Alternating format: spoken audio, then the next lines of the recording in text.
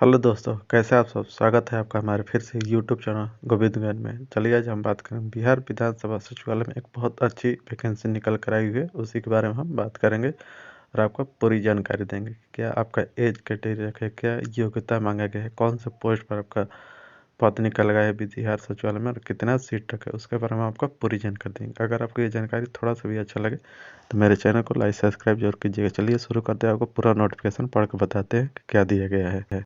आप स्क्रीन पर देख सकते हैं कि बिहार विधान सचिवालय का ऑफिशियल नोटिस है, जिसमें आपका पोस्ट निकल का है सहायक प्रशासक पदाधिकारी एवं सहायक अध्यापक के 2 रिक्तियां निकल कर आई हुई। तो आप स्क्रीन पर देख सकते हैं कि पहला आपका जो पोस्ट है सहायक प्रशासक पदाधिकारी एवं दूसरा जो आपका सहायक अध्यापक का पोस्ट है। तो ये 2 पोस्ट पर आपका वैकेंसी निकल के आई है बिहार सचिवालय में।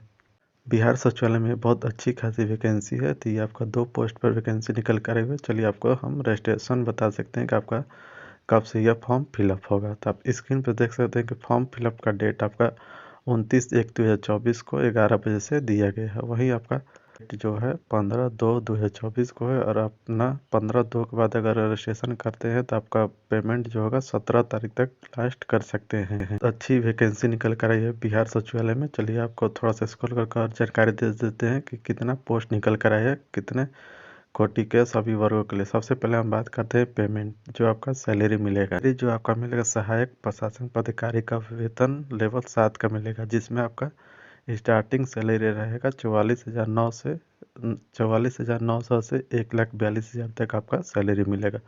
वहीं बात कर लें सहायक अध्यापक का वेतन 4 का रहेगा, जो आपको 25,500 से लेकर 81,100 तक ये आपका वेतन मिलेगा।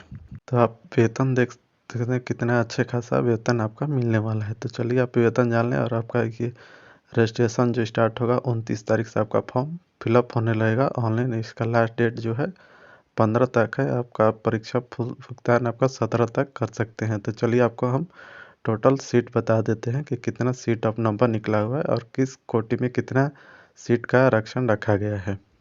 आप स्क्रॉल करके सबसे पहले आपको सहायक प्रशासन पदाधिकारी का जो पोस्ट निकल का है टोटल नंबर ऑफ सीट 50 है। तो इसमें आपका अनारक्षित यानी जनरल से जो आएंगे उनके लिए कोई सीट नहीं है, 0 है। वहीं आर्थिक रूप से कमजोर वर्ग यानी ईडब्ल्यूएस के लिए 4 सीट रखा गया है। अनुसूचित जातियों के लिए 13 सीट है। वहीं अनुसूचित जनजातियों के लिए 2 सीट है। अत्यंत पिछड़ा वर्ग के लिए 20 सीट है और पिछड़ा वर्ग के लिए 11 सीट, यानी टोटल आपका 50 सीट निकला हुआ है सहायक प्रशासन पदाधिकारी में। वहीं महिलाओं के लिए भी 1 सीट, यानी अपने कोटि से देख सकते हैं महिलाओं कितना सीट रिजर्व है 50 में, यानी 17 सीट महिलाओं के लिए रिजर्व किया गया है सहायक प्रशासन पदाधिकारी के लिए।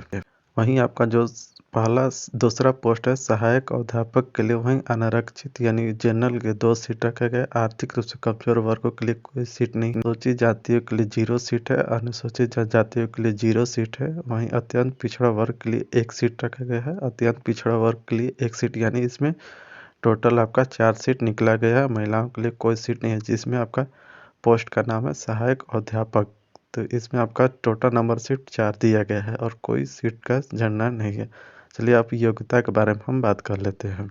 योग्यता क्या मांगा गया है, तो इसमें दोनों पोस्टों के लिए आपका योग्यता मिनिमम ग्रेजुएशन मांगा गया। अगर आप राज्य सरकार या केंद्र सरकार से विश्वविद्यालय से स्नातक पास हैं तो आप इसके लिए फॉर्म भर सकते हैं। अगर आप सिंपल ग्रेजुएशन किए तब भी फॉर्म भर सकते हैं। ये 10th और 12th वाले को नहीं, सिर्फ इसमें ग्रेजुएशन मांगा है। अगर आप ग्रेजुएशन पास हैं तो इस फॉर्म के लिए भर सकते हैं। चलिए आपको हम एज के बारे में बता दें कि एज कितना इसमें मांगा गया है और क्या एज क्वालिफिकेशन रखा गया है।